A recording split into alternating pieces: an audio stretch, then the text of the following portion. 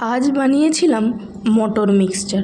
কয়েকদিন ধরে এত পরিমাণে গরম পড়েছে যে ভাতের সাথে টকের ডাল, লেবুর শরবত, আম পোড়ার শরবত, চটপটা মটর মিক্সচার এইসব ছাড়া আর কিছুই ভালো লাগছে না যেন। সেই জন্যে আমিও আজকে বানিয়ে ফেলেছি ঝটপট মটর মিক্সচার। বিশেষ কিছু না, খুবই সামান্য উপকরণ। আগে থেকে মটরটা সিদ্ধ করে নিয়েছি, আর ওই মটর সিদ্ধের জলটা ফেলে দিইনি, ওটাই রেখেছি। ওই জলটাই এই চটপটা মটর মিক্সচারের স্বাদটাকে দ্বিগুণ করে দেয়। আর নিয়েছি পেঁয়াজ কুচি, কাঁচা লঙ্কা, ধনেপাতা, গোলমরিচ, বিট নুন, লেবু, চাট মশলা। এই গরমের দিনে এটা খেতে হয় দুর্দান্ত। পারলে আপনারাও বানিয়ে নিতে পারবেন বাড়িতে।